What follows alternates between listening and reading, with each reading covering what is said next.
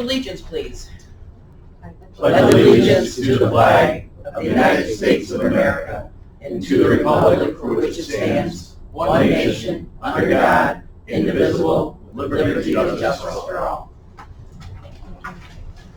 Okay, let's start out with approval of minutes. Has everybody had an opportunity? Is there any changes, additions, corrections? Not hearing any. Do I have a motion to accept? Move. Second. All in favor? Aye. And it's done. Okay. EP1, resolution fixing time and place for public hearing relative to the proposed County of Oswego local law number 5 of the year 2023 entitled a local law establishing the county planning department as the sole county planning agency for the purposes of referrals under New York State General Municipal Law 239 LMNN. What this does is may I have a motion to discuss? Second.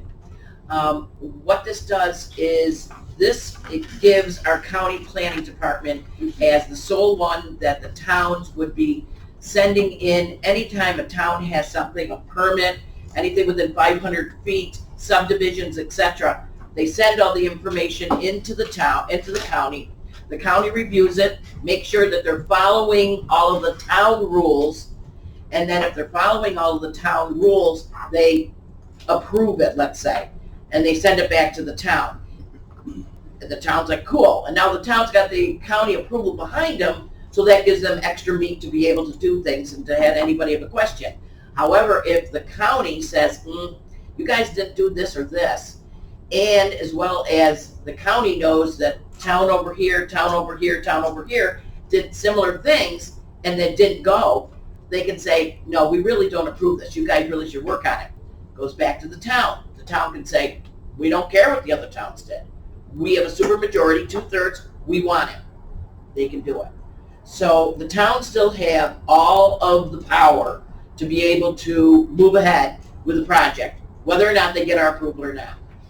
The main reason we have this is so that we know what is going on in the county. We know that this is in this town, that, just so that we can bring things together. So, is there anything further, Tim or Rich, that you'd like to add to that? Well, I think this amendment also reflects current practice in the planning department of what they've been doing. There is a former local law that's being repealed as part of this that, this just expands on what they're doing.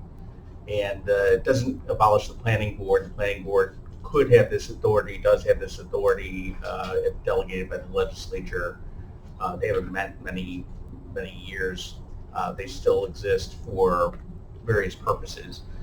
But this law will streamline processing of applications and reviews as current practices. Tim, anything you want to add? Yeah, one thing I would say is that, as Rich had mentioned, this is essentially what has been going on for over a decade anyway. The real reason why we're updating it today is that we're adding in the review of the subdivisions, and especially with Micron coming in, what we've seen is that we know there's probably going to be an influx of housing requests. Where are people going to want to live in this county? And subdivisions, as a county, it's important for us to have an idea and understanding of where things are going and how they're happening, if they're following their own internal rules. So the subdivision review piece, I think, is going to be important for the county to be in the loop on that. And I want to also mention that this is not being obviously done just in a vacuum where the county's coming in and saying, hey, towns, let me know, you need our permission. Really, this is going to be done in partnership with the towns and villages. As you all know, we're in the process of putting together a comprehensive plan rewrite for the county, and we're going to be partnering with those towns and villages to make sure that if they're interested, they can also tap in and get their plans updated, or potentially some work done under their plan implementation. So really, this is part of a whole that gives us the ability to have that communication relationship with the villages. Okay. And two, I've got some experiences with, particularly with the town of Richland. A lot of these local boards are made up of just picking up people, no disrespect for them, but they haven't had the education, the training quite often to review plans in detail. And lots of times they see these plans for the first time. This is a benefit to them because it gives them the expertise of the county planners to look at this stuff, check maps, check different setbacks and different things to make sure that they are following the law. And if the town can use that when they're debating with whoever's putting these plans together to say that, we have this other level of review to make sure you do things right the first time. You could save lawsuits down the road. And regarding subdivisions, the health department already reviews subdivisions for state sanitary code purposes. This is just an additional review that would occur. Well, I think this is a good thing. Would it also give them an application, the ability to say, contact Joe Chevroletti, look at maps, look at sensitive wetland areas, look at lakeshore areas, look at anywhere first is bad or good or references to Joe, yeah? Yeah. I mean, we have some extensive mapping that I don't think maybe the towns realize. You're right, it doesn't get looked at. It's extensive. Yeah. See, that's it. We have such a wealth of information Yes. that we need to make those connections a little bit more. And it's kind of like opening up a library a little bit more and making them realize, guys, we've got the expertise. We got to use us. What is that thing? Help me help you type of thing. You have a question? I was curious if something precipitated this. I know you said Micron coming in, but was there anything that led you, the department, to believe that this is needed at this time? I think that's a good question, Rich. I don't know if you want to touch base with that. Well, it's, Tim took over the department, started looking at things. We looked at the local law that was passed and realized it needed to be amended, the former local law that's being repealed, because it wasn't reflecting the actual practice of the department. And so this brings their actual work in line with law, in line with their work. Okay, I just always feel that the power should be with the localities. So as long as they still have the ability to do what they want. Well, there's an Yeah. obligation of the county to do this, either through the planning board or the planning agency. So it has to be done at a county Okay. level.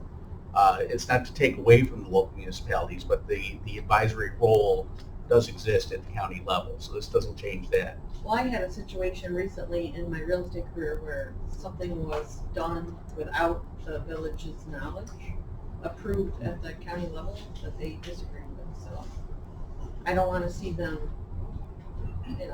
walked over just because the county approves it. So anyway, I'll be looking forward to see what there's nothing wrong with the public hearing, and I'll be looking forward to see what the people have to say about it.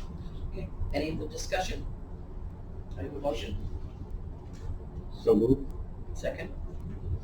All in favor? I- Any opposed? Okay. All right, EP2.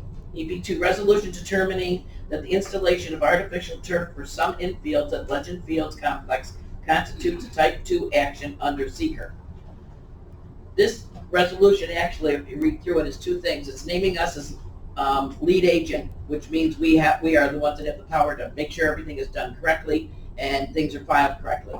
And the artificial turf, oh, wait a minute, I'm sorry, motion to discuss. Motion, second. And so what it is that we've got a Supreme Court ruling that says that laying turf is a type 2 action. And when you have a type 2 action, it means there's no environmental impact. So that's what we're basing this on as a lead agent. We put in the forms and done it, and DEC is aware of it, but we have our Supreme Court, we have no reason to believe there's any environmental impact. Any other discussion or comments? Hearing none, do I have a motion? You already have it. I'll say- Oh, I'm sorry, a second. Oh, I already have, that was to discuss. But it's the same as. Is it the same thing? I've always- Yeah, when you make a motion, it allows you to discuss, you don't have to say two. You don't have to do it twice. They've been doing that and didn't realize it. Okay, all in favor? Aye. Opposed? Passed. EP3, basically the same type of thing. It's a resolution declaring the County of Oswego as lead agency and approving a negative declaration Legends Field parking lot paving project. Motion to discuss. Paul, second? Paul? What basically, this is the same thing, naming us a lead agent, and in this one, we're basically paving over the parking lot. It is not digging anything up. Once again, it's not an environmental impact. There's no change in the area. There's no change in traffic. It's basically a negative declaration. Nothing's going to happen. We Any other did receive discussion? communication from the city that they're going to install a water meter, and I forwarded that email. Hopefully the timing of the install on the water meter precede the paving, resurfacing operation. Resurfacing. Yeah. Any other comments? Question I have is, they're not going to, they're just gonna pave over the parking lot. What are you gonna do with the dips, the hills and the valleys and everything if you're going across the parking lot? Is it gonna remain the Hopefully same? it's going to be Yeah, repaired. and if then- I could, it's a good question. They did, our highway folks did go out there and address some of that. They raised certain sections of it. Okay. And mainly specifically that one, the drainage section. So what they saw was that drain had dropped over the years, Yeah. and they raised that right back up maybe 6 or 8 inches so that they could pave down to that same. So it's gonna be nice and flat. It'll be as flat as is reasonable out there. But yes, they've done some type of work. Very good. Thank you. Any other comments? All in favor? Aye. Opposed? Passed. Okay, coming to the meat of the day today, we have a lot of discussion and a lot of reports because we have not had a meeting a couple times and people haven't been able to come here, so sit down and enjoy. Okay, let's start with Oswego County Soil and Water. Joe, you're up. Thank you, Rich. All right, thank you. I'll just go through, I think probably the last time I reported was springtime or May, I believe. So I'll just go through some of the things that we worked on this year, and then I just have a quick kind of a sheet here sort of focusing on our water trust now program, which was very, very successful this year. First, I would just like to say that we actually have our annual report coming from 2022, so not something we just said, well, we don't care about this year. Hopefully this signifies that we really have had just a very busy year. Everything that could pop up, some good, some bad, but a lot of, just lots of things that have popped up that maybe were unplanned, but it's been made for a very successful year so far, and just very, very busy outlook from here to the end of the year, and especially things shaping up already for next year. So just go through, kind of our focus areas. So we'll start with agriculture, the AEM program, or the Agricultural Environmental Management Program. That's running right now in like a 2-year cycle with funding from New York State. So for those of you who don't know, we're under like the Ag and Markets umbrella, and then under that the State Soil and Water Committee. So that's where we're getting a lot of this funding for various agricultural projects. So a 2-year funding cycle for farm planning. There's BMP implementation, soil manure, compost testing, and things of that nature. And like I said, 2-year cycle. So in this year, we'll have used by the end of the year $100,000 with on 3 distinct projects, all heavy use areas, essentially all barnyard areas. A lot of those are concrete pads made for cattle. There was two beef farms, 1 dairy farm. Mexico, Hannibal, and Pulaski were these various agricultural operations, and all in the name of improving water quality or enhancing water quality. So, like I said, we had $100,000. We also had about $40,000 input from landowner cash. So we like that the state requires some sort of buy-in from the agricultural producer, and continuously working with all the AEM participants to reimburse for soil manure and compost testing. And then beyond that, there's a lot of other assistance given. It may be self-installed practices afterwards, like drainage or certain some kind of water control structures, even gutters, things like that. So we'll assist with that planning. Education, the conservation field day was just held here on September 21st. Perfect weather. Erica seems to have hit the nail on the head with whatever day she picks in September. And I've seen 19 of these, and just always amazing weather. 5th graders attend this. They attend 20-minute sessions. They go through a loop, various different presenters, everything from recycling, ice fishing, invasive species, nutrient cycling, and just wildlife, forest rangers come and discuss their jobs and safety in the outdoors, things like that. So just a plethora of different things. That there's 3 different loops and 6 schools. There's 325 students altogether, and each school does receive an invitation. That actually starts in June, just to give them time for planning and things like that. But special thank you to Legislator Gilson for attending. Certainly appreciate that. And Legislator Samuelson for a post on Facebook. We appreciate that. I came last year. Oh, okay. Oh, okay. Very well. Thank you for that. And at any rate, a great program. Very, very successful. If I could just interject there for Yeah, a minute. absolutely. One of the things that I thought was very inviting is the hands-on for these kids, interacting with presenters. And particularly one I got a big kick out of was the guy that talked about turkey education and turkey club. And each one of those kids got to look at the different types of turkey calls. And at the end, they all had squawk boxes, and they were all and it was like, holy cow! Yeah, And we were getting good at it, but it was lots of hands-on, lots of games. Yeah. There's been over the years. I mean, they've all kinds of things from whatever they're looking at different fish or looking just because we reach out to all the contacts that we have through agencies, sportsmen's clubs are a really big contributor, and especially thanks to everyone that helped with that. So our water quality projects. I would say, in technical assistance kind of all rolled into one. It's just been a very busy year. Lots of folks have reached out to us for everything from environmental reviews to things with, even things that we haven't necessarily gotten a lot of, every kind of map, aquifers, things that we've had to work on planning with. We need to get some different data and things of that nature. Wetlands reviews, and you name it, we've had it.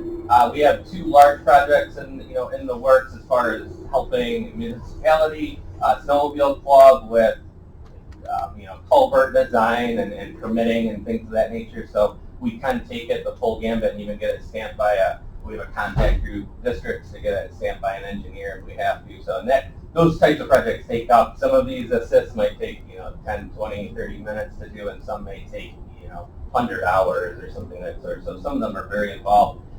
We have been involved in the water sampling for the Sandy Creek's 9-element watershed plan.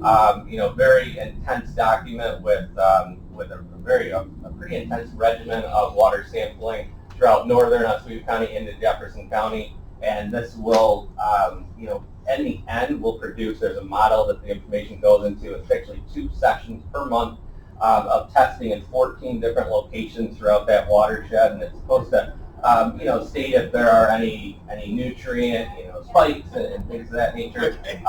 But what that will produce is best management practice recommendations throughout that entire watershed. And usually can have, from what we've seen from the dozen or so that have been developed in the state, some increased funding. So that's something to look forward to, depending upon the results, obviously. Another item, we partnered with the health department this year, and we hand out the mosquito dump kits. They were great in helping us distribute those. Around 1,000 have been given out to landowners, and we still have maybe a couple hundred left. So that's been a great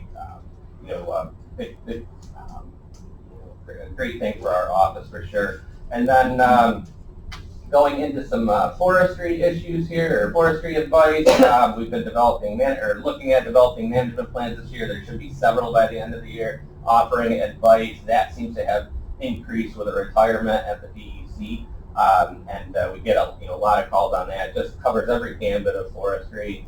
We've been involved in emerald ash borer biocontrol release at Rice Creek with our local what's called PRISM, or basically an invasive species management organization. Also working with them as well as the Hemlock Initiative, which is part of Cornell, to release biocontrol at Independence Park for hemlock woolly adelgid. That will take place in a couple weeks here, and we actually delayed what we used to do, a pesticide treatment. We'll continue that, but you have to be very careful when you time that with releasing bugs that you want to keep, as opposed to putting them on the tree to eat the insect that you're trying to control.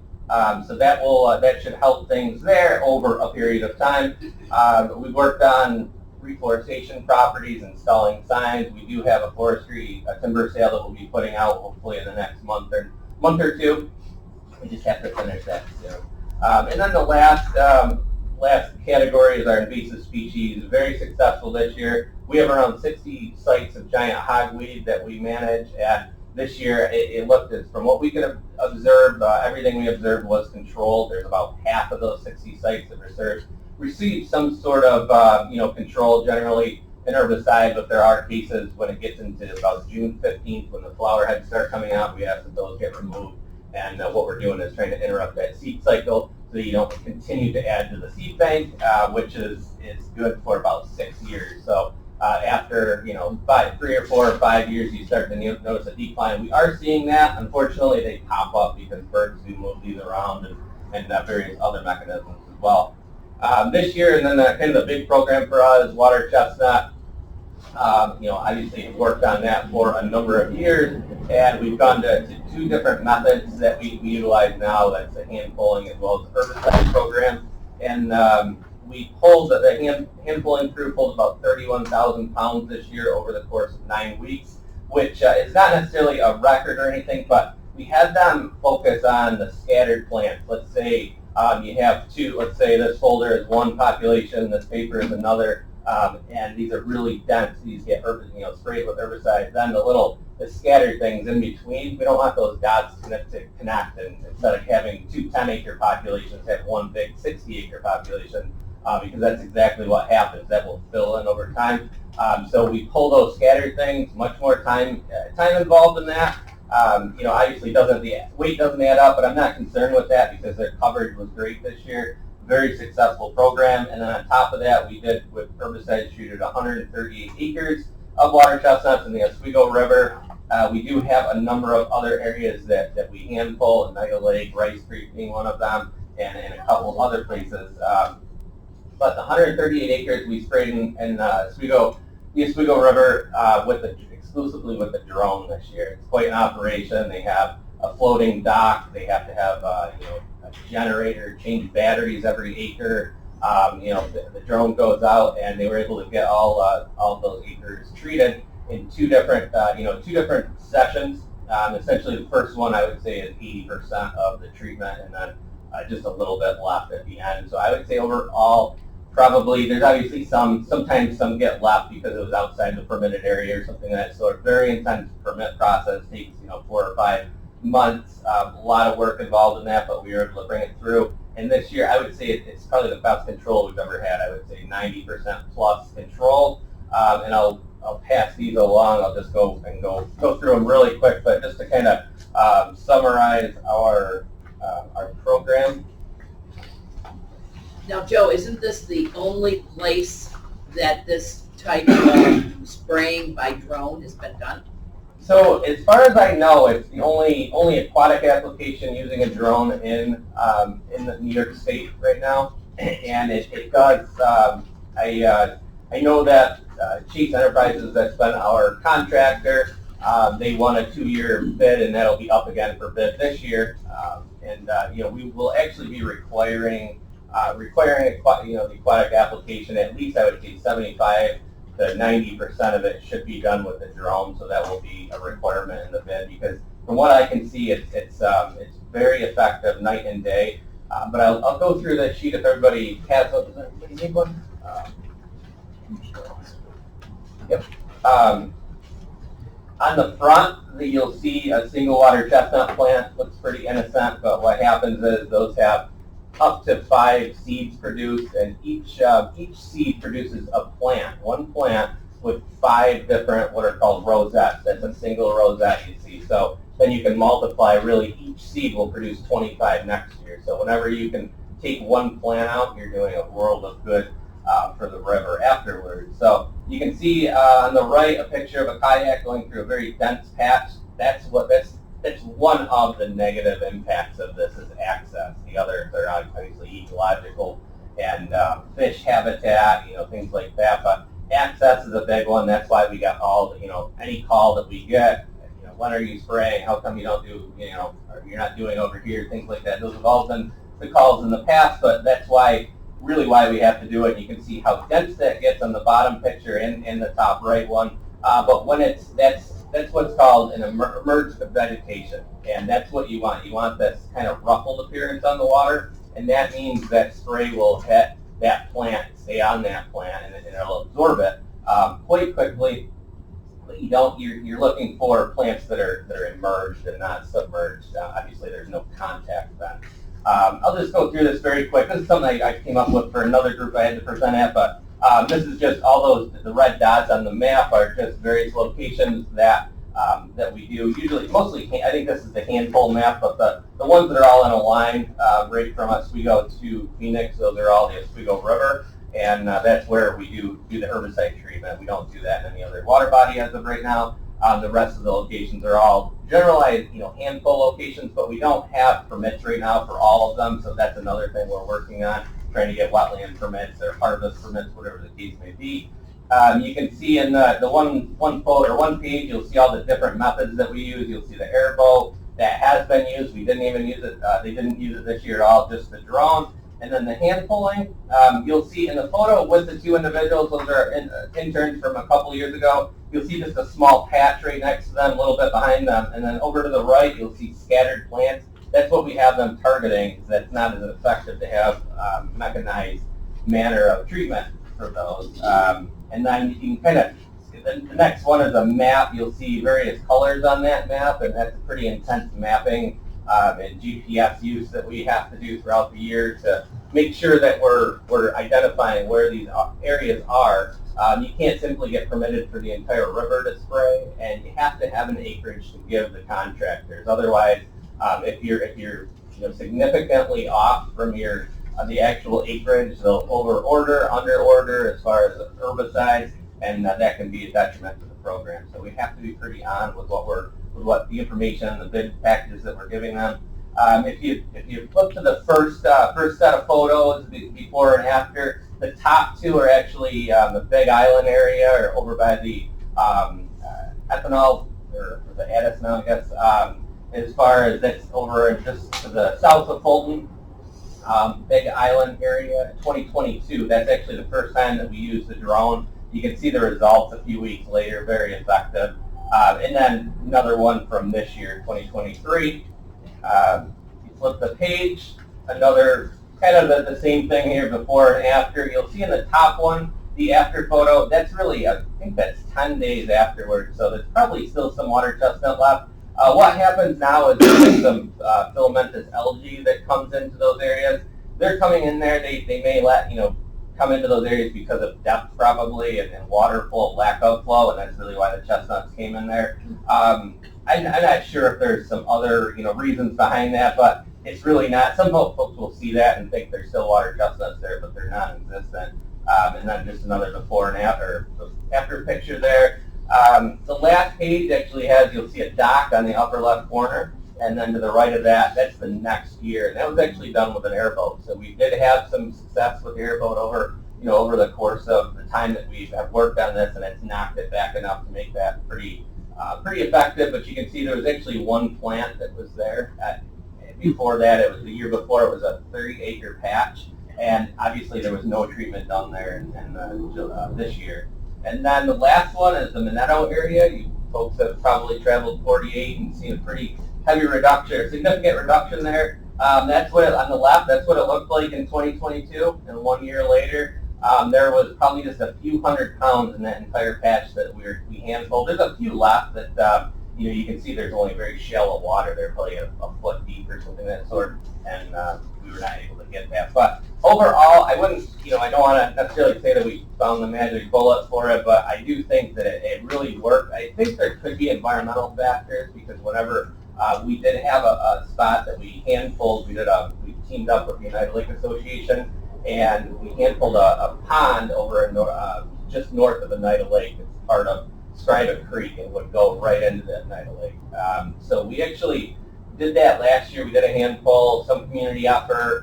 We went back with our interns 2 or 3 times. We pulled like 5,000 pounds out of there. This year it was 1,500. So significant reduction, and we got what we figured was 90% of that population. So that takes all of those seeds from getting onto there. Young populations we can fix with that, but otherwise, if it's been a number of years, you need some type of mechanized herbicide treatment. So I'm excited excited with the drone. I really am. And I think it's pretty cool that we're the only one in New York State that's utilized it and with this kind of result. I know the airboat, when you did it, it would leave rivets. It would go through where it was, but with drone, it's the whole thing. So You got great it. job, Thank great you. job. Thank you. What do you do with the plants after you harvest? So these are all just left right in the water. They just I'm sorry, the hand pulling. So those actually go to solid waste over to the Bristol landfill. They have a compost pile and they go right in there. And I then they're was going to Albrecht and there was a sign that said water chestnuts and they got like just a field. You can see where trucks have been dumping it in there. My question is, can they pick those seeds up or you invest in birds to pick those seeds up and trust them back in the water? Good question, but I think that once they dry out, I think that's the thing is that the good seeds actually end up sinking to the bottom and they're good in the sediment. But once you remove those and they dry out, from there, we're obviously the hope is they're dead. But I don't know where they're coming from, but it's like on so County. that's Onondaga County Soil and Water Program. So they do harvesting, and I've been talking to them about our treatments and what we do. I've met with them a couple different times and discussed with them, and they have a harvest. They hire 3 or maybe even 4 different harvesting contractors throughout the summer, and they're getting millions of pounds out of the river. They have probably in the main river channel, I would say they may have upwards of twice what we have as far as the acreage. Right now they're harvesting, and it's several, so it's probably over 10 million or even maybe more than that. Tens of millions of pounds of chestnuts that come out. They go to various farm fields around that area. And then all the tractor trailers. That's what caught my eyes. Yep, they do. So, Quite an operation. what is the herbicide that you use? It's called, the one we use this year is called IMOX. We have in the past used Clear Cats, and the active ingredient is a Mizomox, it's called. And if you're interested, I can Does send you it the kill label. the seed pad, my question is, because when you gave me all the information a few years back, I read Sure. that the seed pad could lay dormant for over 10 years and then become active. It can, which is why, you'll see a population pop up where we've never had it before. Right. And, we actually did part of, to get a good, good quality interns, we add some technical assistance, or technical work that lets them mapping GIS, but we also add a research project, and that was, this year, was looking at the seeds. So we had a small dredge that we used and grabbed some seeds. They took 150 seeds, and they had some sort of a product we got from SUNY Oswego to put on the seeds once they opened those up, and they only found 1 viable seed out of all 150. I don't really know what that means, to be honest with you, So right the this second. herbicide may destroy. To the best of my knowledge, it's systemic, so it's killing the, it'll kill the seed that's on there, but the various seeds that have been in the seed bank, probably not. To the best of my knowledge, it doesn't. That's not what it's intended for. So. Only fully. Yep. So the idea is you're interrupting that seed cycle. So if you interrupt that enough times, the theory is obviously you should be done with it at some point, but this seems more like you're doing an herbicide treatment in your lawn or something. Like it's much faster because of there is lesser amount of water in the unit than you would as far as that's via the label or by the label. There's less water involved in it, and then it just seems like a much heavier impact at a quicker rate. Thank you. Sure. Roy? Paul, I don't think, I've done it a couple of times, and actually, my wife is on the Oneida Lake Association board, so she helps buy pizza for the kids when they come out to Stancha. So if you have a canoe, it's really fun if it's a nice day, go out and do it. But the seeds are pretty big. I don't think birds would really be interested in that. Plus, they're really like, Well, they have crickers on yeah, them, they're so nasty. Barney, The only bird that we know of that does transfer them, like there's actually some right now in the stormwater pond of Walmart in Fulton, and the only way it could get there would be waterfowl. So that would be, they're probably unlikely to eat them in those scenarios. If obviously if they got one like right out, as soon as, but I'm thinking if they didn't eat it, maybe they got stuck to them. It could be. I think it's probably that. It's probably just the wing. So unless they're going there feeding on something else, it's probably pretty unlikely. So that's the hope, at least. That's what the general practice is in off-land site. Just positive, but.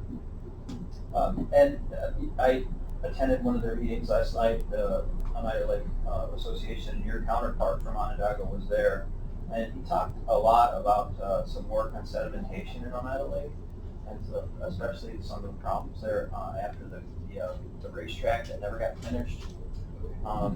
Any other updates on any of that? I honestly, I would say 5 or 6 years ago, that did come to our attention, and the DEC approached us about putting in some implementation there. I think it was decided that it was Already done.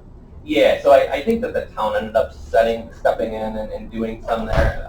From there, I mean, I believe it's vegetated now, but obviously there was about 100 acres or more that were opened up, and that did cause some sediment increase into the Big Bay area from the creek that flows through there. But it's not something that has moved. The best of my knowledge, is not moving forward. I'm not really sure. Beyond that, I know there's some political items involved in that to move that forward. I don't know what the plans are, to be honest with you. So. Any other questions from Joe? Any issues staffing this year? So it's busy for sure. I do think that we need to be on track to increase staffing.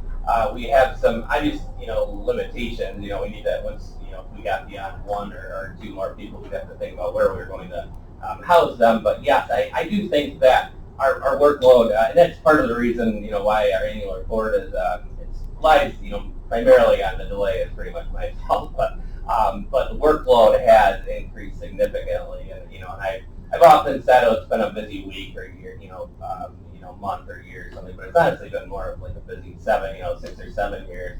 I think that we've seen this huge increase in technical assistance, and just the funding that's out there. We've been approached at least 3 or 4 different times to buy into a several $1 million grant, and some of those a lot of times they may not be successful, but I mean still just even setting those meetings up, getting involved in it. If it actually comes to fruition, then obviously the work begins. So yeah, I would say that overall there are still things, a number of I've seen probably half dozen different species grants come our way. And unfortunately, a lot of times they do end up sitting there because just to review those, maybe that takes a half an hour. It's even tough to maybe find that time, but especially the 20, 30, or 40 hours that might be involved in actually applying. So some of that still goes by the wayside, and I do think that, and we have to really look at it as an overall approach. What specific areas can we improve and can we increase, and where's that workload lying? And I would say right now we really need maybe someone water quality, because that does take a lot of attention to anyone that comes at us for specific planning. Municipalities reach out to us now for a lot of different groups to be involved in.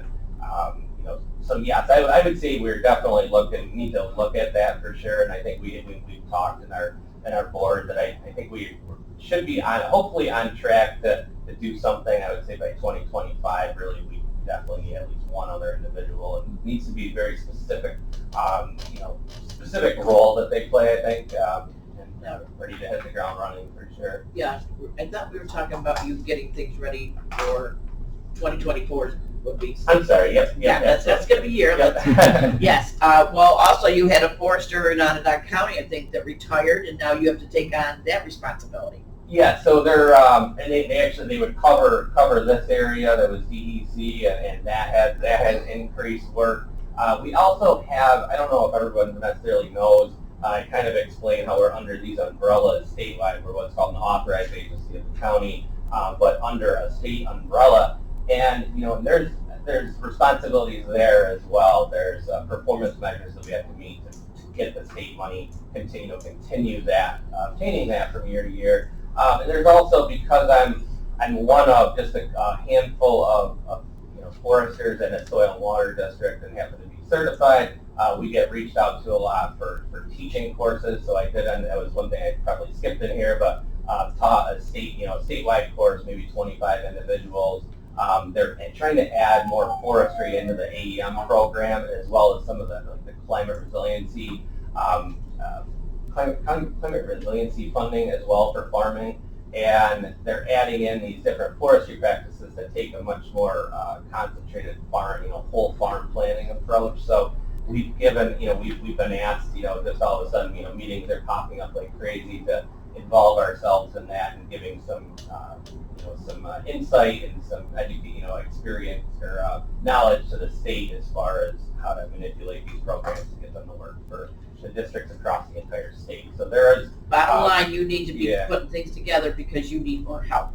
We do. So you need to put something together for the near future, not too many years out. Okay, because we need to help you because there's going to be an influx of more people. You're going to be getting more phone calls, and so it behooves us to make sure that you're ready and equipped to help all these other people. So, any other comments? No? As always, Joe, thank you so much. Thank you very much. Appreciate your time. Okay. Promotion and tourism. Dan, you're on. I'll get to these towards the end, but just some things that we've been doing the past few months. PBS has filmed its special at the Ford Safe Haven Museum. Audrey Hurley is president of Safe Haven and Paul Deere. We're very pleased with them coming, especially Audrey with the 80th reunion of refugees in August of 2024. We have a campaign at Syracuse Mall this fall and winter to the Center Atrium Video Board for our Oswego County Christmas tree farms. We also have banners and food court. Members of the team were up at the Sound Fish Hatchery last week on September 21st to hand out guides and brochures for opening weekend of the hatchery opening. If you haven't been to any hotels or Douglaston up here or in that area, it's great to see the license plates from all over the place for these guys coming and fishing. For the entire summer, Thursdays and Fridays, and even yesterday and today for Dirt Week, we've teamed up with the city of Oswego at their visitor center as people are coming to town on the weekends or as people are coming to town to this Dirt Week, providing information that, we've had a lot of people at the visitor center, what's there to do, besides what I'm here for. If I'm here for a wedding, or if I'm here just for the weekend, what's hiking trails, what kind of other outdoor activities do you have. So that's been an interesting endeavor this summer, teaming up with them. On August 23rd was Outdoor Adventure Day at Fort Drum. We were up there with a table for guide distribution. Obviously, a lot of solo families up there wondering what they could do outdoors. Told them about the new water park, told them about the beaches, fishing, etc. It's only, a 45-minute drive to the south of you. We've ordered 7,500 Eclipse glasses, and our sound box came in for the Eclipse on April 6, 2024. I don't have a copy for everyone for this, but this is what our Eclipse glasses would look like. We do have 7,500 of them. Our plans are, if you guys need any in your local area, as you know, we are in a path of totality, which is like 3 minutes and 24 seconds.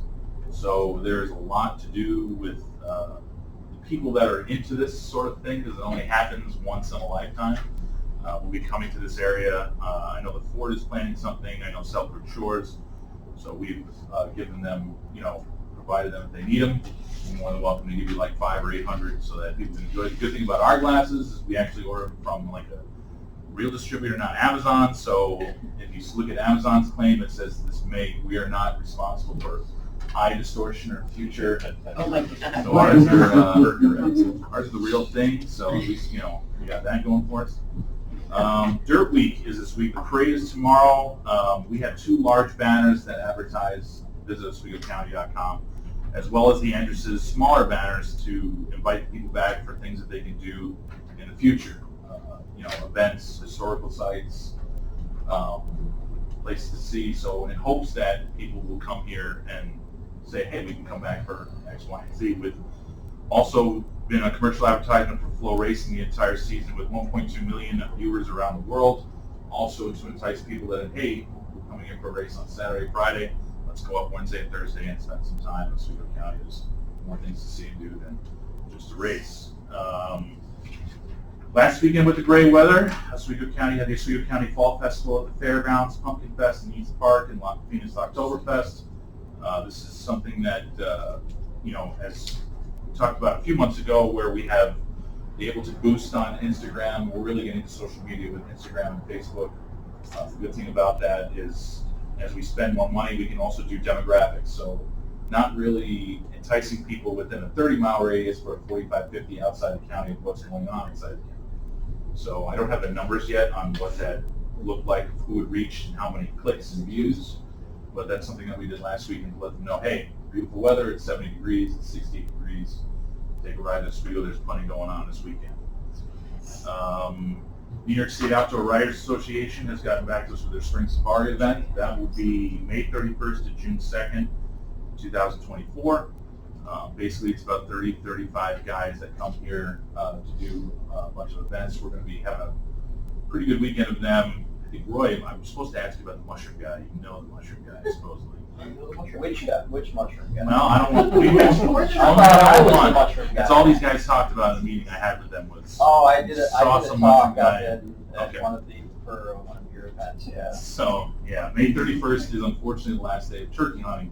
That's a Friday, so they will be turkey hunting on Friday, with hoping a fishing event on Saturday, June 1st. But also, if guys don't fish or they turkey hunt, it's up to us to rely to have them other small events or things they can do without Oswego County. And what exactly is this group? New York State Outdoor Writers Association. So outdoor writers they're actually in Lake George this weekend. Okay. But they have a fall like symposium, and then they call it a spring safari, where they choose a place to go. They were here 5 years ago. Wasn't that long on? Yeah. Sure. Take my Well, These are the writers. The ones Yes. that write journal articles and et cetera. Magazines. Magazine articles. So we're trying to woo them in to see how wonderful we are and write a great Yeah, so article. they had a great time last night, and they were, one thing they mentioned was everyone was raving about this. I talked Latin when I'm in the woods, I know all the names. On September 6th, Health and Wellness Fair at Oswego campus, good interaction with students as they're coming here to give them more information of what they can do in Oswego County. Obviously, it's health and wellness, so to get the kids outdoors, hiking, Salmon River Falls, a lot of them are excited at the things they can do. We're in the beginning stages of redoing our fishing and hunting guide, which won an award last year from the New York State Tourism Industry Association. We ran commercials at the New York State Fair promoting Oswego County, Chevy Cords for headliners, and we are about 3 weeks out from getting a ghost link for our new website, something we can click and be interactive.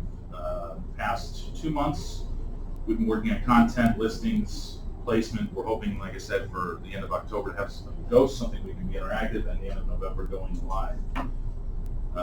Working with Austin DeMont to get more B-roll and photos for regional matching funds.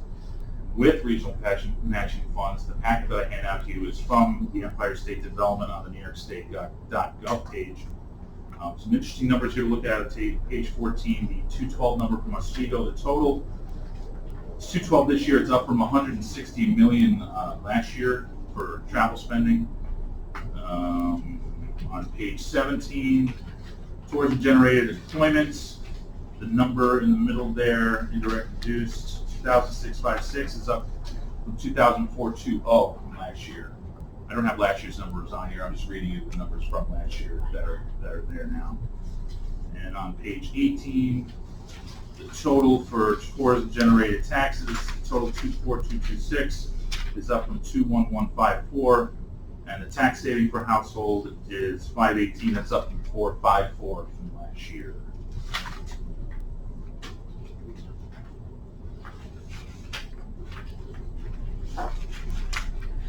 One question I had that you had mentioned, how you do a pre-package or whatever for Dirt Week.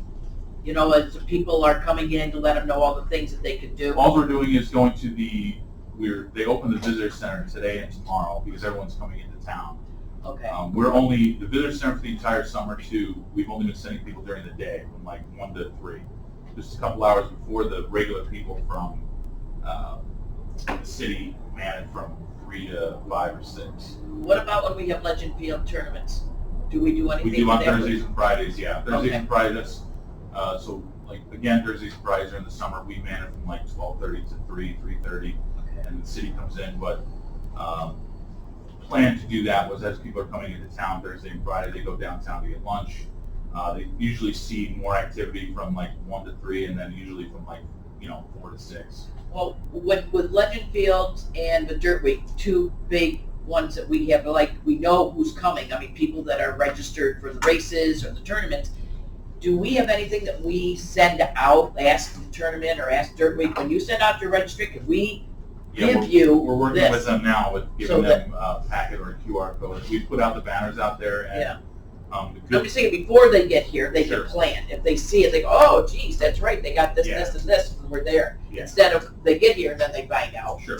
Yeah, So we're working people with like them with next year with, as they click a link or as they go to a hotel, it's also going to come in some sort of packet or email form of, click this to see this map or, a visitor guide, etc. We are also working with, sort of in the beginning parts, but if you've seen the Legends Field Hall of Fame board there, we're going to work with them as we take over Legends Field to buy or create, build something that's bigger, better, more interactive, where it's, a 3-panel as opposed to the 1 panel that's there that's also fading with all sorts of information, so that it's a little bit more, stands out a little bit more. That can also hold brochures in all sorts of weather, shall I say, so it doesn't get wet or anything like that. Gotcha. Okay. And then, like, the city partners with RSVP, which is the Retiree Volunteer Program from SUNY, and those members staff the Welcome Center, usually Friday evenings, Thursday evenings for the farmers market, and then also for a number of hours on Saturday. So that office is open. Welcome Center is open on those days. Yeah, it's a good thing that the visitor center is open on, especially Thursday night with the farmers market going on. So they sort of see increase of visitation in that center just after lunch, and then also the farmers market on Thursday nights. People are down there, and you see that sort of sign that says welcome center, like, oh, what's there to do around here? So yeah, that was all. It didn't matter if there was an event at Legends Field that happened all summer. Marie? Dan, Yes. great job, but I just scanned the QR code on that pass out, and it comes to a website that is a certificate that's not valid, or is misconfigured, or an attacker is compromised the connection. Yeah, so She tried it too. our website, our current website, while we're getting a new one, it's not compatible with tablets or iPhones. Oh, it isn't, well, everybody uses mine. Sure, yeah, that's why we went with creating a new website so we can compatible with, the versions we're looking at, not only desktop, but also what the tablet or iPhone would look like as well. That's what everybody's wanting to know. We're working on it. Okay. Hopefully by the end of November, we'll have a product that's really good. I mean, with the website too, I should say that we're looking for bloggers. We had one come up to the salmon fish hatchery last weekend when we had a table up there. A young gentleman who's actually inspiring to be a journalist. So we're looking, if anyone knows of anyone that would like to. We really can't do it because if the tourism department was doing it, we'd be sort of biased. So that's why we really try to get involved with our TAG, Tourism Advisory Committee, to invite them to do more. What we see with search engines, that talking about iPhones, is people search a certain thing. Like, I like fishing and hunting, and I'm sweeping. Usually in a search engine, what would come up first is what people write about or what there is to do. So if we can have more people write about what the experience they've had, the more interaction we can have social media wise, and also Ask the charter boat captains to do it. well, we asked the charter boat captains to give us their books for how many visitors they had this year, and asking a charter boat captain to do anything besides fishing is tough. They're great guys, and they help us out with our weekly fishing report, so on and so forth. When you give them a call and say how was everything, how deep are they, what are the water temperatures like, but to ask them to do a little bit more writing or kind of doing a blog we'll get there with people that on our TAG group that go to these things. Hey, wouldn't it be great to write an article about it, or at least 150 words. So, Okay. Anything else, Dan? not really. Okay. Well, you have another tourism thing here that Bill would like to report on. Yep, I just wanted, what went around is a map of the National Marine Sanctuary System and all their locations. Every 5 or 6 years, the entire leadership of the National Marine Sanctuary System has a conference and a summit where they all come together with the upper echelons of of the National Oceanic and Atmospheric Administration. And you can see from that map, they got fabulous places to pick to have their conference. They came here last week. From every one of those places you see on that map. That's pretty cool. So that's a good sign that we're going to be designated to be a sanctuary. And I wanted to, not just came, they were here for 3 days. They toured the area so they could see what we're all about. From what I understand, it went very well. But I wanted to thank Dan and Tim for the help they gave to welcome all these people from around the world here, putting together great packages, and Kelly was there to cover with some photos so we can get some publicity. This wasn't a public meeting, but we'll get some publicity out of it. But wanted to let you know, we had people here from remote Pacific Islands. Can you name that one, Tom? I know it, the Papahana. Okay, I had to do a welcome speech of this thing, and so I practiced all morning. Say it. Papahana Mokuakea. Okay. So I can still say it. Okay. But, Say it 3 times. Yeah. Give that man a leg. and they told me to expect. They told me to expect a federal announcement in June. June, yes. So again, thank you, Dan and Tim, for I got a lot of compliments on the package they put together, and I guess the hotel added stuff in, so that's all going back to these places around. I think the one thing that really helped was, and I think a couple people came up to me during that, was you guys keep stressing the weather. Yeah. And we said, well, it's September and it could be 45 degrees with 30-mile-per-hour winds. I mean, a lot of these people, as Phil's saying, is from, West Coast or even the Hawaiian Islands. And they're like, this is gorgeous up here. Like, this is, like, yeah, well. It's always like this. That's what I told you. Yeah. Wait a couple days. You're up. Yeah. Okay, thank you. Okay, we're all done then with promotion to tourism. Planning, You want to kick it over to Heather? no problem. Transportation, Good morning. morning. Lots of good updates, but I'll be quick because we have a TAC meeting today. So if anyone's interested, TAC is at 1:30, and I have lots of handouts to give out there. So The TAC is the transfer. yes, it's our transportation meeting. Steamers, right up the street, so super close by. We did conclude farmers market routes for year 2 last week. We had a 291% increase in ridership. So we went from 57 riders from year 1 to 223 riders for year 2. Excellent. So we had a huge increase in that. It was amazing to see the buses being used. And I just wanted to piggyback off of tourism. So I did ride the bus and talk to people to see, why are you riding the bus this year? How do you like it? And I learned that people are using the bus mainly from Sunset RV Park. They're coming here visiting from Canada and out of state, and the manager over there is saying, hey, you guys want to go see the downtown? Take this free bus and go check out the downtown area. So the people that we were getting from Sunset RV are mainly tourists. And so I thought that was very interesting to see that we're busing tourists from that area. But really great results. I'm super excited to plan that next year, but I wanted to share that with you guys because it was great. And we also added that as a seasonal route, which means that for every rider, we can collect STOA, which is State Operating Transit Assistance. The state will give us money for each rider that we have on our bus. So that helps make the system sustainable when we're able to collect that assistance. We do have RFPs going out, so 'tis the season for RFPs, and purchasing is reminding me of our deadline. So we are finishing up a bus wrap RFP this week. And we have software RFP being finished as well, which is going to allow us to be able to audit more effectively and have more accurate data so that we can improve our transit routes better. So look out for those RFPs. We have a lot of great ideas for our bus wraps, but we'll go into that later. We're also revising OPT 14, which is a route that runs up in the Alaska area. So we're finalizing the brochures right now. And we've added Selkirk Landing as an official bus stop so that we can serve the seniors at Selkirk as well as Hope Housing at Selkirk. It's really great because OFA typically has private contracts with OCO to bus. and it's very expensive. So instead of having them have a private contract, we're revising that route, which needed revision anyways. There's locations like St. Luke's was on there for a daycare center, and so that's closed, so we needed to remove that. So we did that to make it better. But also now we can increase our ridership on a public transit route, we can collect more STOA, and OFA doesn't have to spend money on a private contract. So it's a win-win for everyone. We can service the seniors that go there for the meal site from Springbrook, and that route needed a little bit more assistance. So I think that those changes will help out.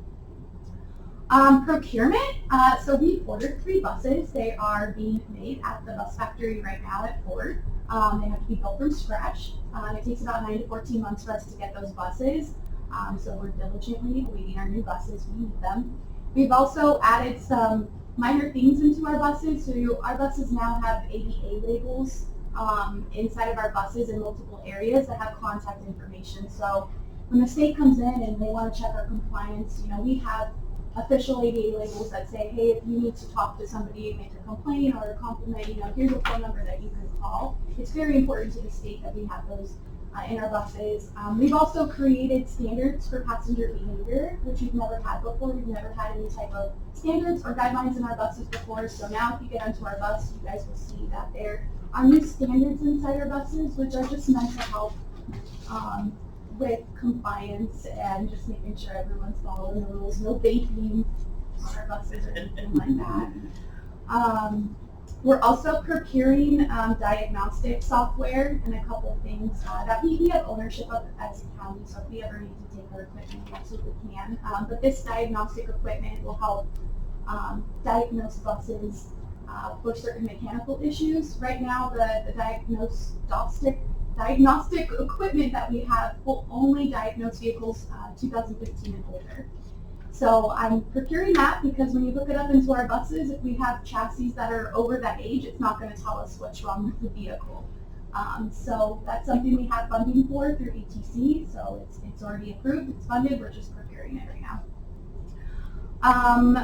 Thursday, if anyone's interested, we're completing our bench project. So this was a collaboration I worked on last year with Volunteer Transportation Center, Springbrook in Pulaski, as well as City BOCES college students. So the Volunteer Transportation Center donated the materials and the City BOCES college student built the benches. The total project was $150 for 2 benches, and that includes 2 brand new cement pads that are going underneath these new benches. If you guys were to drive by the facility, you'll see these benches out there. I'm actually there today finishing the 2nd pad.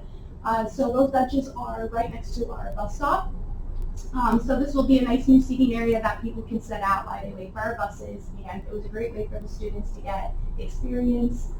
So they'll be there for the photo opportunity this week. The seniors get a new place to rest while they wait for the bus. And I think it was just a great collaboration to have us all work together and do something like that. And then lastly, 511. So I'll talk about 511, but this is a new trip planner. We're actually working on getting this onto our public transit website, not just a link or a QR code, but when you go onto the actual website, the trip planner's there. You don't need to go to a separate website or anything like that. And we can also get that on our county website as well when I finish our transportation page. And it's great because you can just type in your starting and your ending address, and it's going to let you know, if you need to start on an OPT bus, it's going to show you how to walk to the bus stop. It's going to show you how that bus connects to Centra buses. But not only that, I discovered it has the bird scooter data in there as well. So I was playing around with it, and I said, hey, I don't want to walk further than half a mile to get to a bus stop. So I typed in my starting and my destination address, and the system knew, hey, you're over your half-mile range for the bus stop, but you're in range of a scooter. Do you want to hop on a scooter to take you to the bus stop? The system told me that. It said, hey, this scooter is this far away from you. If you jump on this bird scooter and drive it to the bus stop, you can get to the bus stop. So not only is the trip planner using our OPT routes, but it's using every resource that we have. It also has Adirondack Trailways on there, so we have people that come down from Hewlett, mainly the Amish, but they stop at Pulaski and Dairy and they get onto our smaller buses. Not saying the Amish are going to use this system, but it's great for people traveling from that area that use Adirondack Trailways or are looking to go longer distances, because it's going to show them every step of the way, whether that's a train, scooter, bus. It's going to show how they all connect. This was actually made by New York State DOT. So they've been working with local municipalities and getting all of our transit systems on one website. And the best part is it's free. Google is great. However, Google costs a lot of money to get your information on there. And this is something that has more capabilities. You can tap into the cameras if you want to see the camera system. That's pretty interesting. You can see live weather conditions. It can connect to Waze. If you guys have Waze on your cell phones, it can connect to live traffic updates. It updates every 30 seconds. So it's a really, really great tool. We have a lot of people using it. But yes, lots and lots going on with transportation. If you guys want to hear more about that, then come to TAC today at 1:30. That's Teams. I have to go to another event. Yes. No, I question. love how quick you were. I have to actually go with you. That's why she's Go into the lift as well. I'll meet you there. Okay. Okay. Do you know how many people are actually using it? Do you have a means to follow that, or? I'm not sure. I can track, or I can ask. I have a connection there, I'm just curious. Just, and I can see how and many. see I know. how, word of mouth or whatever, is more and more people are using it. I know St. Lawrence County has the trip planner on their public transit website because I was like, I was looking at it and I thought, well, we're going to do that too because that's a great idea. Yeah. I don't know how many users are using it. I do know that if somebody is vision or speech or hearing impaired, there's options for them to use this. 511 is also a phone number, so you don't have to go onto the internet or your phone. If you just want to call, there's live operators. It's available 24 hours a day. If there's not a live operator available, it will put you on the automated system until one becomes available. But it's great because it gives you access 24 hours a day. 24 hours a day, operators. Who? I actually don't know who the operators are. They work for 511. Okay, so that it's through 511 yes. as the operator. Yes. And At that's first I'm state like, funded. Oswego has somebody that's on No. No, this Definitely is for pushing it there a 511. little They have their own. You guys may have heard of like 211 and 311. These are other phone numbers and resources that we use. And 511, you'll see if you drive on our highway, you'll see some of the 511 signs that say call for traffic. It's been around. We just haven't utilized it before. We haven't had our routes in there before. So now our data's in there, which is important. Gotcha. Okay. I'm curious to see, I can't wait to see the rap ideas. Yeah. Yeah. We have some ideas. I don't want to give too much away, but we were really thinking of working with tourism potentially and doing some beautiful photos of our community. They have a really great photographer that came in last year, a couple of years ago, and took some really Beautiful nice photos. And that's going to really help give our buses a fresh look. They're for everyone. They're going to distinguish our buses from OCOs and central buses. They're going to look unique. Well, that was one of my main things, was you've got to change the look of it because everybody thinks it's for OPT is Oswego physical therapy. Yes. And they did not see it as public transportation. Right. I didn't even realize it was until I got on that. And I'm like, oh, this is for everybody? No idea. So RAP is the way to go. Does anybody have any questions or comments for Miss Red Bull Heather? Yep. So what I'll say too, if I could, is and many of us have seen this for years, is that transportation, biggest issue with transportation is the knowledge of how easy it is to use and how to use it, right? It's intimidating, it's scary. And what ends up happening is if there's not good information, or there's not interest, people don't use it. And then we talk about that death spiral, right? We get paid based on usage. And so the less money we have, the less routes we run, the less people who use it, and you end up with this downward spiral. We saw that over the last 5-6 years. Well, thankfully, over the last couple of years, we really started to reverse that. And obviously that our transportation committee has done a great job of that. And bringing Heather on, I think she's done an incredible job getting the information out there, making sure people understand how easy it is to use and what to use. And I think the RAP's going to be very important. Legislature Sean has mentioned a number of times the ridership, right? Who's riding these buses? How do we know? And I think the information, the technology we're bringing in is going to give us the ability to really say, here's who's on the bus. Here's how many people are using it. It's not manually counting. It's going to be technology. Where does it go? Who's on the buses? That stuff's going to be technologically tracked, which then gives us the ability to get reimbursed on that. And I really think we're starting to switch that. And we really switched it to the point now where we're actually doing new programs to increase ridership, which gives us more money, which gives us the ability to do more programs, right? And that's, I think, what the opposite effect is. We're really headed down that direction. So give Heather a lot of kudos for that. We've really done a great job. So. Yes. And we have seen a 20% increase in our ridership compared compared to last year. So it is upticking, and we do have open information sessions once a month now. So I'll be in certain areas where anyone can come in and talk with me to transit plan. So we have something once a month to educate the public, but I'm constantly out there at events and take lead, so we'll continue that. It's the why and the how. Yes, okay. Thank you. Speak out. Okay. All right, Tim. Yeah, I have just a couple, if I could, in just the overall planning side of things. I wanted to give an update on HUD. Very seldom does this committee get an update on our housing assistance, right? That is an office that technically is under community development. I wanted to just give some folks an update on that. So I won't go too deep into it, but I wanted to at least give you, as a committee, a little bit of a summary, especially in light of the information that's come out just recently. So our housing office has 490 housing vouchers, okay, which the county does. And so, the city of Oswego, the city of Fulton, they have their own programs. So the county of Oswego has 490 vouchers that we utilize to put people throughout our county.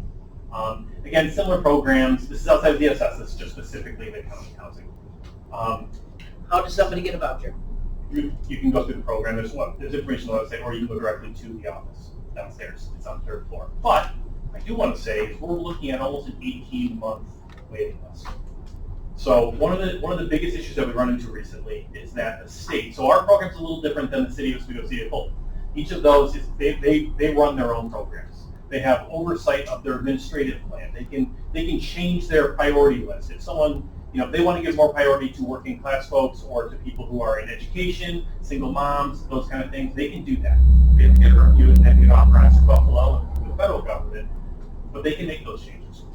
The county is a little bit different. Our county program is an RFP put out by New York State. These are New York State's vouchers that they say, hey, we would like some help running this program. Give me your proposal. And we as a county over the last number of years have put in a proposal to say, we'd like to take 490 of your vouchers in New York State, we'll serve Oswego County, and we'll use your program to provide these benefits.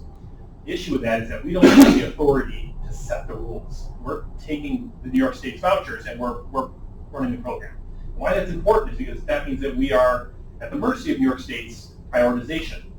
New York State has prioritized just recently the homeless, and that sounds like a really, really good idea, right? I mean, we have people that know homes, we've got a program that gets people in apartments, seems like a good match. The problem that we're seeing is that we are not able to get through that number one block of homeless to get down to the rest of the waiting list, right? You've got to settle the first piece, and so what we're finding is that although we're working with Liberty Resources, with OCO, people who know who need the homes, right? What we're finding is that it's been very difficult to get through the 1, 2, 3 month process to get folks who are currently homeless into those apartments. And what ends up happening is usually it takes about a month or 2 or even 3 months, and we're only getting 1 out of 3 applicants into the apartments. It's not because we're not doing it, because they're not necessarily interested in following through the process. And so by the end of the 3 months, we've lost 1 or 2 of the 3 applicants to put in the apartments. So what we're finding is then they end up back on the list again because of the process. And so we're not getting through the waiting list of the homeless to get down to the rest of the folks. So if you end up with people in your communities who are concerned about, hey, I've been on the waiting list for 18 months, whatever the situation, you can imagine we hear all of them. The problem is that because of the prioritization of New York State for that waiting list, we're not making it through to that next group. It's also causing a bit of a corresponding issue because we get paid, as against that office, based on the number of filled vouchers. So although we have 490, if only 440 people are in the apartments because we're in the process of filling, we don't get paid in the process of filling. And so typically it takes maybe a month, maybe 2 months to get a normal, I don't want to say normal person, that sounds wrong, but a normal process, not non-homeless I should say, through the system to get them into one of our apartments. It's not moving that quickly. And so I just kind of wanted to update everyone because it is a bit of a concern, especially in some of the information you may have heard this week with New York City and the homeless reallocation. So we are already, I don't want to say in a crisis, but it is very, very difficult to get through the homeless population. They're not taking the rooms. I mean, it's just that simple. They're not taking them. And so because of that, we're not getting them. If there is an influx of additional homeless folks, it could compound that issue. So I wanted to make sure everybody knew that because that does affect your communities. We're countywide, so the cities have their own programs. They can't place people in your communities unless they move them into the cities. Only Oswego County can. So, just as an update to that, the chairman of the legislature has issued another emergency order to prevent New York City from doing what they're trying to do. So that's in place. So I just wanted to give that update. Okay, New York City aside, right now, as a lifer in Oswego, we have a 911 going on. You don't want to walk through Oswego anymore. It used to be one of the safest areas. All this housing that has come in is nonstop police. A lot of these people did not come from here. If I had 5 minutes, and maybe I'll hire somebody to do it, I'll go through and find out where they really came from. There is the largest population of homeless. They're out on Rathburn Road behind Danny Dorsey right now. I've had to call the steam station, and they had caught a deer and slaughtered it. There's all kinds of debris and waste. Whenever there's a railroad underpass, be cautious because it's full of people. This has never happened until we had this housing come into Oswego. The police are there daily on West First Street. Another thing that I'd like to ask Rich about, and this occurred when Phil, you might know what I'm talking about, I didn't approve it, but when all this housing came in, all those bottom pieces on all of these real estate that were used for low mixed income had to rent the bottom out. They did not. Does that leave us the ability to tax them at the full rate? Because we've given the farm away, man. Nobody's going to want to go over and rent anything across from those hotels because it is a shit show, excuse my French. Nobody would have the courage. I might, but nobody has the courage to go in there, park there, get their car stripped. They ripped and did $260,000 worth of damage the first week it opened. Give me a break. It is an atrocity that's happening. The least of your worries is New York City right now. There's nowhere to rent anywhere. But if you can survive the walk down First Street and not get your purse grabbed, stuff stolen off your car, I'm telling you right now, every single person is talking about it. I only talk to about 300 people a week, so I'm sure there's people talking to more. But everyone's upset. Everyone's horrified. And Brittany Hill, they're starting to move behind Brittany Hill with tents. There's tents behind George Street stores. There's 20 of them, very So, confrontational. If you know what, so there is Very Oh, confrontational. I almost lose that. actually very much. Well, I'm not done. Oh, sorry. I talked to the manager of Price Chopper day before yesterday. She said, Marie, we really need a full-time officer here, but she said it's going to cut into our profits so badly. In our entire tenure here, we have never had to deal with this. She said all of them are coming from around that bridge. Conway Terrace residents are terrified. A large knife was found on a car. Everybody told me they got to lock their places on Conway Terrace, which used to be a very safe, lovely neighborhood. Okay, they can't rip Dunkin' Donuts off because it's all under glass. They're coming into Price Chopper, and she said, I'm getting hit from between 2,700 and 3,000 a day. These are not people from Oswego County town. These are God knows who. Dr. Strain, the microsurgeon brought into Oswego, had his boat, which is a 32-foot, 15-beam boat, stolen at the marina. The guy's stark naked with a hat, higher than a kite. He runs the boat up the Oswego River, and he runs it aground. But when he came off that boat, he was one dangerous dude. Okay, Jen and Jeff didn't even really want to press charges. He did get a felony on him. He's from nowhere we've ever heard of, okay? I'm sure you saw the picture of the boat going up the river. It's a very expensive 32-foot J-boat. I'm just saying, this stuff never happened. But it's here now, and it's a disaster. A disaster. And I just don't know what we're going to do about it. So that's what I got to say about it. But if you feel the pulse of the general population, they are outraged. That whole historic West Park area, they're wandering around. A guy pounded on a beautiful home, friends of ours, looking in the front, he's right on the Ring doorbell, going around the back. The police said, well, he didn't enter, so we really can't do anything. Crazed. Okay. So, See, the Molly thing has a lot to do with it too, the drug use. the school district will tell you, these students are coming from Orlando. Our Department of Social Services is doling out stuff at a rate that's unprecedented. Yet we sent a grant back for 10 grand that could have got somebody a CDL because we're not really pushing the back to work thing. I think DSS has to be heavily scrutinized. As Lincoln said, we all must toil or we shall fail as a nation. I can see if you're terribly injured, you have a serious disease, whatever. But to go generationally on the back of people that are working their rear ends off and then have your city go down the tubes, I'm sorry, we got a lot to worry about right here, let alone what's coming. It's here, and it's dangerous, and it's crazy. And there, I'm done.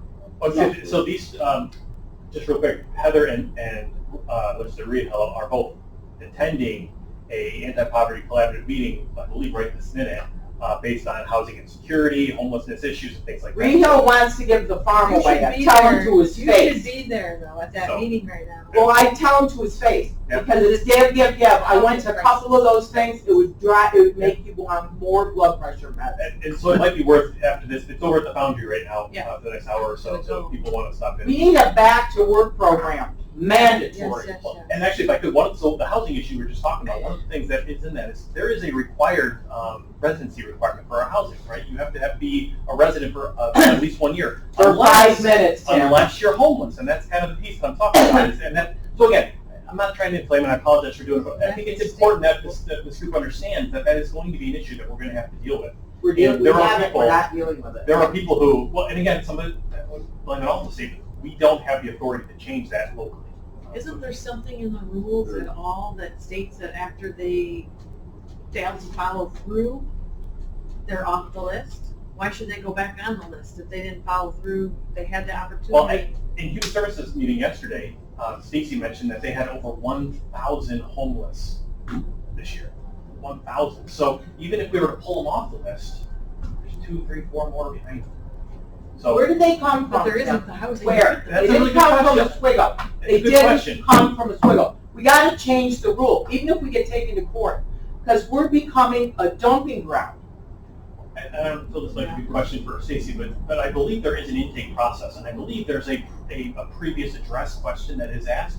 You may be able to get some information on It's failing at Mapping. every level. where they're coming from. So Well, yes, that was great Because they discussion do, this they year. do ask because there's an overlap of who's responsible financially for them. So they do try to determine if they're already a client in another county or in another state. that's why this bringing homeless folks into Oswego is so scary, is because if and when they do end up here, they will become our ward. And every other responsibility at DSS will now be our responsibility, even if the city does pay for the housing. So, and the other biggest concern for that is the landlords locally are going to have the opportunity to make quite a bit more money on these New York City residents Right. than they would what they have currently. So there's also the worry that now folks who are lower income who do have homes that maybe are safe but they're paying less could end up being put out. So again, a very concerning thing. Keep it in mind. It's super important. But the city's already failed at every level. Well, I think, if I may, the lesson learned is that our community should not accept grants for No. housing development if those grants have a requirement that they are mixed use, mixed income. Thank you. So, and to your question, and Austin's here, he could speak on the question that you had brought up, Legislator Schott, about there's a pilot on those buildings. And so the question I think you're bringing up is, since there's no commercial space, how are they eligible for the pilot? They're not. So that's something I think maybe Austin can speak to. But I was going to just state on the other point that had been brought up that while it may seem like it's only an Oswego issue, it's a small city issue across the state and really getting across the country right now. I mean, you see Targets and Walmarts that are closing in cities that have been open for 20 plus years, and they're closing due to the amount of theft and other things that they just can't handle anymore. I think while it may in Oswego, coincidentally the time sort of lines up with when a lot of the housing projects, it's also related to bail reform. Bail reform is one of the major issues because if someone gets arrested for some sort of a drug offense, they're right back out on the street. And so there's really no accountability. There's no sort Why of. are they here though, Austin? They're not just here. They're in We're Auburn. failing at the DSS level. We're letting them through the gate. I think if we're going to hold Oswego County accountable for it, I mean, it's happening in Cortland County, it's happening in Cuba, it's happening in all these places where you have small cities around It's the a size failure. of We Oswego. are not prepared, Yeah. and we are not handling it in a nimble, good fashion at all. We're failing the taxpayers at every level. Our property values, you got people pitching tents behind you. I'm sorry. It has to be addressed. Sure. And this low-income housing ticked it off. The school districts are a disaster over it. They said it is nonstop problems. These kids, none of these are from around here. They're coming in because our benefits are unbelievable in Oswego County.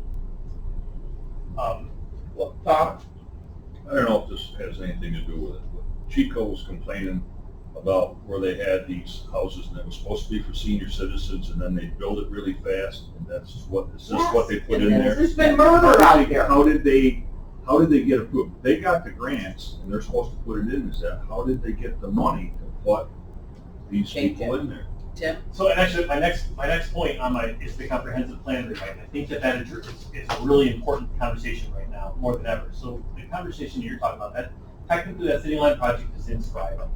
And so there are certain towns and villages and cities that have different zoning and different planning requirements. But this one down here on West Utica, 481.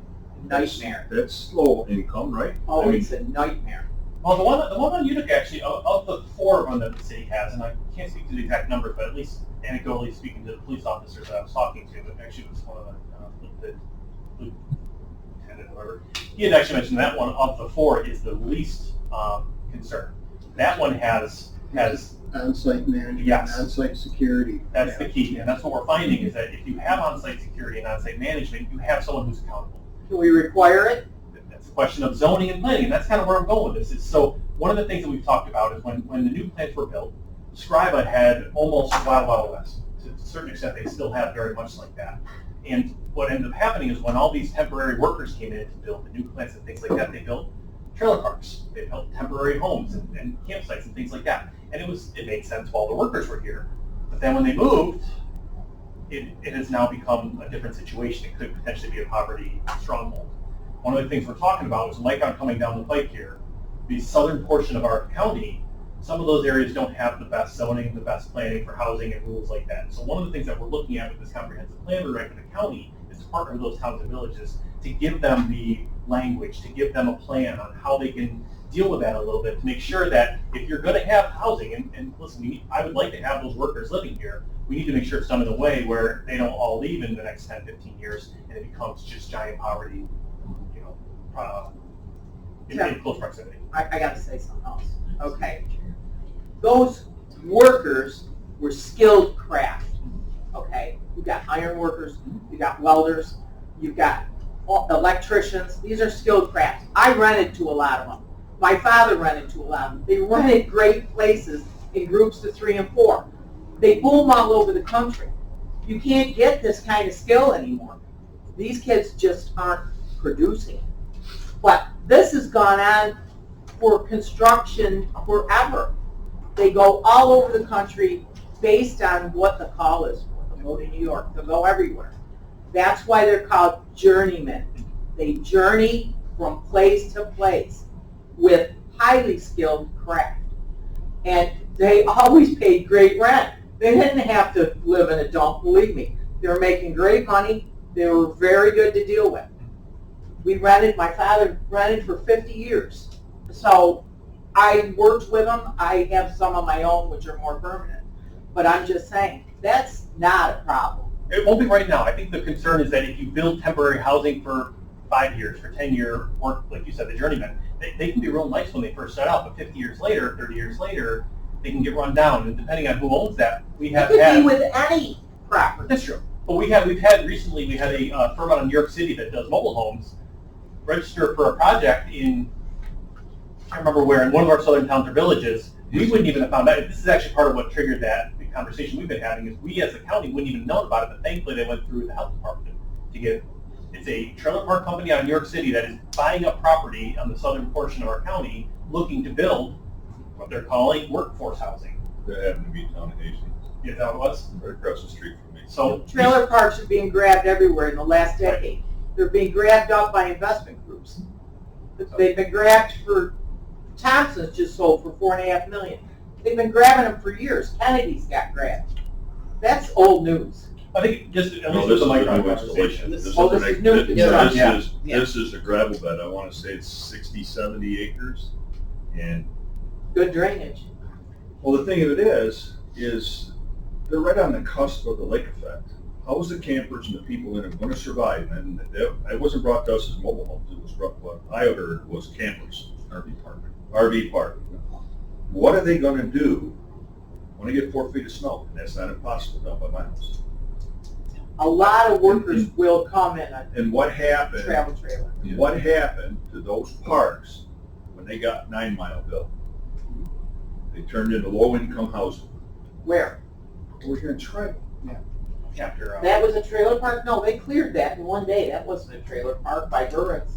No. Out by Woody's, out. He's talking about like Otto's. Yeah, and Oh, all okay. the trailer parks that popped up. And that's the thing. They're building these for construction workers with the onset of Micron. Well, what's going to happen in 5, 8 years or 10 years? What's going to happen across the street from me? Well, I mean, we've had tons of trailer parks for years. Think of it. There's been all kinds of trailer parks in Oswego Yeah, County. but- The last 50 years. Their excuses. Summer Lawn up on the river has been in business at least 50 years. What kind of clientele they got? Well, I mean, he maintains it well, but it's been a trailer That's the park key for word. 50 years. That's the key word, maintain That well. comes down to the Maintain well, owner. Well, guys, we still have Yeah. some time left, Can I and get just two quick ones? I'm so yes, sorry. and then I still want to have Austin give his report, so. Okay, so we talked, and let's say we're not here now, we can touch base on this later, but the Airbnb conversation we've been having for years is really kicking forward. We have some meetings, we're hoping to be able to have that ready and fired up for the spring session. So if you have questions on that, let me know. We're working with some software companies that can actually give you the locations and all the information we would need to know who's operating when to make sure the enforcement is done. So that's a question I know of this group. And then lastly, we are really heavily getting into GIS mapping down in planning, more so than ever before. They're really doing an incredible job. We want to make sure the towns and villages know that they have access to that when they're doing grants, when they're doing planning and things like that. So I'll leave the rest for next. Anybody have any questions for Tim? Austin? Thank you. I'll try to be quick. I know there's another committee, I believe, coming in at Yes. 11, so I'll try to go as quick as we can, knowing that we've had a couple months that we haven't met with you guys. So first thing I wanted to do was, I don't have Nate here today, but we do have a new staff person as our economic development coordinator. Very happy to say that Nate Emmons has joined our team in operations Oswego County. I think this is started his 3rd week with us, so we're very excited to have him. We are looking to get more into grant writing and grant administration in our office, being more aggressive, seeing the opportunities that are in front of us related to Micron and other things. So looking at improving industrial parks, building new facilities, things. So the timing is great related to that. Going back in time a couple months, we had our annual meeting earlier this summer. There was great participation in that. We had approximately 150. There was good turnout with county legislators. I think about a third of them were there for that event. In the last couple weeks, so we've had a ribbon cutting for Riverview Pediatrics down in the city of Fulton. I know that Legislator Castiglia was there for that. OOC helped to finance that project, and there was also county ARPA funding, so it was a great event to have down there and have with the owners of that business. More recently, we had a ribbon cutting for Highland Animal Hospital in the village of Central Square. I know Molly were there for that, and several other county legislators were there, so that was great. We provided financial assistance to that project as well. We are looking to, talking about ribbon cuttings, we are looking to schedule one with the owners of Felix Scholler for early November. They're trying to do it sooner, but their board is coming from Germany in early November, so they'd like to do it and along with that. So once we have a date for that, we'll send that out to the legislature as well as the other groups that attend, and that'll be a great event for those who know and who don't know. Felix Scholler made about a $25 million investment in new coating line out there, and they're hiring another 30, which is adding to their current employment of about 145, so they're going to have 175 employees when that thing's up to full production here. They just got done with their pilot runs on that, and so they're going to be commercial production of that facility here in the very near future. Another event, so I'm going to be attending the Site Selectors Guild event from October 16th to 18th. I'm going to be going there to meet with site selection consultants and businesses within the advanced manufacturing and semiconductor supply chain. That's October 16th to 18th.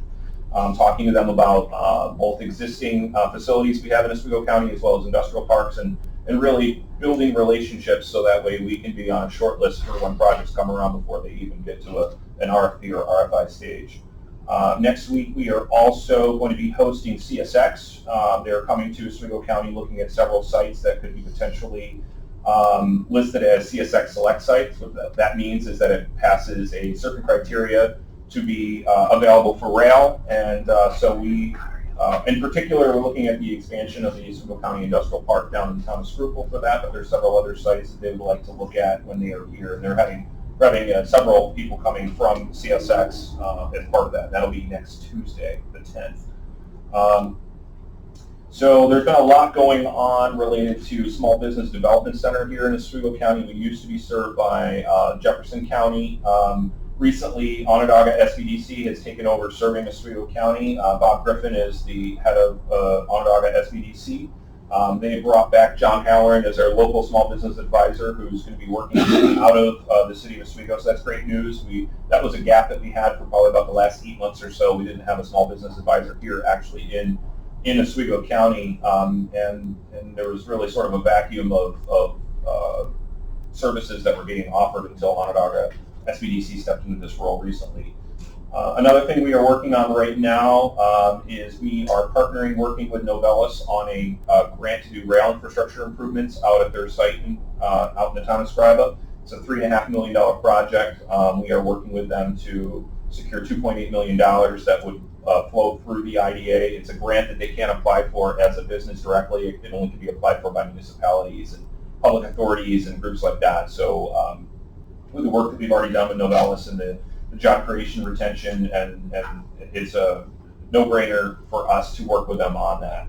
The other nice thing about that, and it ties into that thing I was talking about with rail, is that currently that rail line is only served twice a week by rail cars coming to Oswego County twice a week, which impacts our ability to for our warehousing and logistics companies to get rail service. This project would potentially be able to bring rail service 4 times a week. So doubling the amount of service, which then makes us a much more appealing, attractive location for warehousing distribution companies and other companies that rely on rail service. Also can help support the port as well, because they'd be able to get more frequent rail service. So it's not just going to help Novellus, it would actually help Oswego County in terms of that as a transportation source. We are working on several grants for the expansion of the industrial park down in Phoenix right now. One is an EDA grant for $4 million. Another is a Fast New York grant for $10 million. Hopefully we'll know by the end of the year related to the EDA grant, which will help our Fast New York application as well, because it could change how we are looking at that project. Moving to the Village of Phoenix, and I know that Mel was at the meeting for this last week. We're winding down the New York Forward process there. I'm the co-chair of the local planning commission. There's currently 21 projects seeking $13.5 million, and that we need to cut that down to $4.5 million. So, and those projects so the $13.5 million in the request is for $53 million in total projects. I mean, to see that kind of interest and that kind of investment looking at the Village of Phoenix to transform it. And those are going to be everything from downtown shops to new healthcare to daycare facilities and other sorts of investments that will allow that community to grow. We were working with several municipalities that are applying for New York Forward and DRI funding. That application was due last week on the 29th, so last Friday. I know that the Village of Pulaski, as well as other communities in Oswego County, are looking to try to get that. Now that they have the New York Forward, which is like we call it the baby DRI, it's a $4.5 million award versus a $10 million. It's opened it up to our villages and towns to look at this as a vehicle to help investment. Before with the $10 million only, it was something that really was geared more towards the small cities. So one thing I want to share in this, it hasn't come out yet of what projects have been funded, but just to let you know what projects were submitted. So for CFA round 13, this is the July 28th deadline. 3 out of the 11 projects submitted to Empire State Development were from Oswego County. And 8 out of the 53 non-Empire State Development projects were submitted from Oswego County. So 11 out of 64 total projects, which is about a little over 17% of the total projects were Oswego County projects. We should know on those probably, I mean, this is the way state does things, probably around election time, maybe a little bit before, maybe a little bit after. That's typically when they announce that.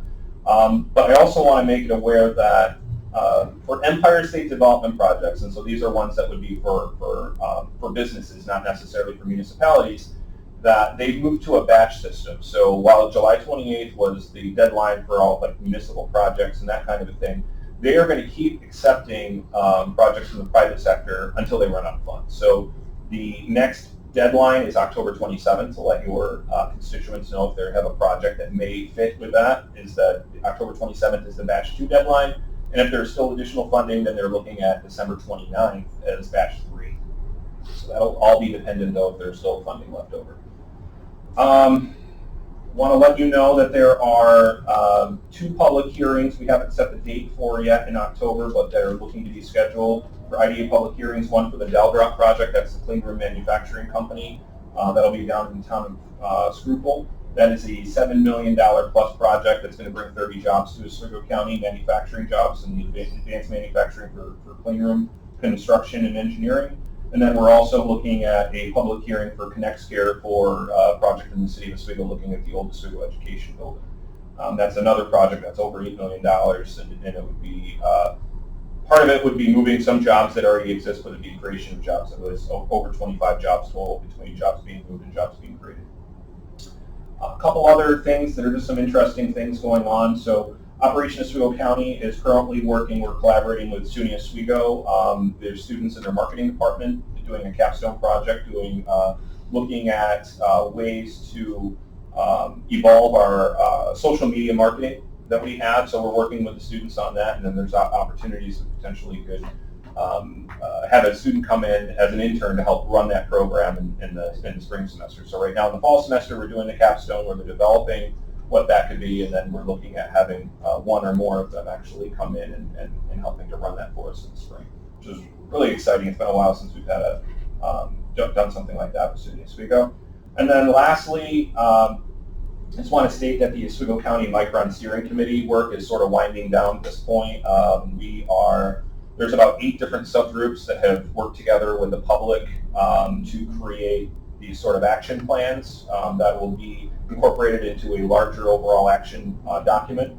I believe it's Thursday this week. We're meeting as a steering committee to kind of go over some of those subgroup works, and then either later this month or in November, those will be turned into that overall action plan. So it's been a good process. I know several people around this room have been involved in one way or another on different subgroups. I know Phil's been involved on the economic development one, and I know Tim's involved with housing. I know Dan, you were involved on the tourism side. So it's I think a lot of people from the county, as well as a lot of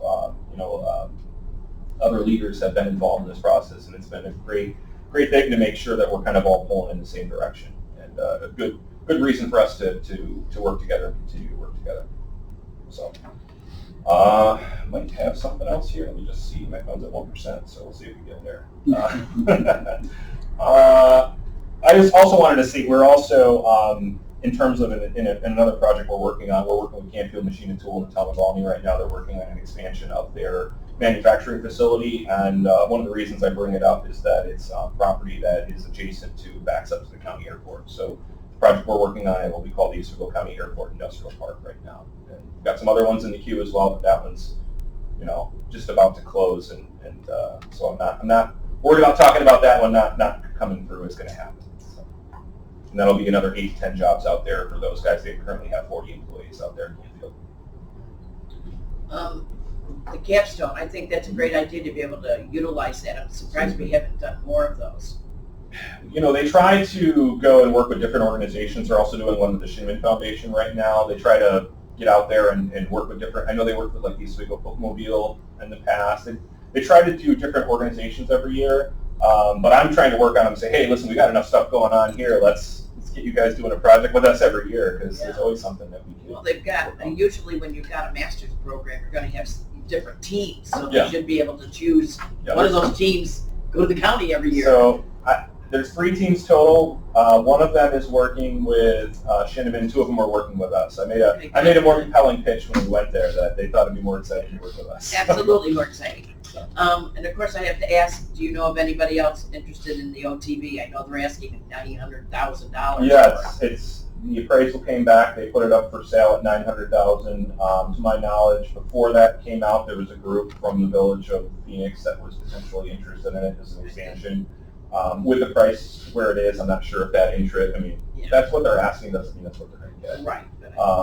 But we're also putting feelers out now that we know what the price is. Okay, that's what I was hoping, is that you were involved in trying to get something good in there, because that's such an opportunity. Yeah, it's so visible, right? I mean, it's really at the gateway to Oswego County when you're coming north. You see that, just to the left as you're coming over. It is a little bit of a difficult to get to. The accessibility is not the same as the visibility, but I think that, for the right business, it can be a very good location.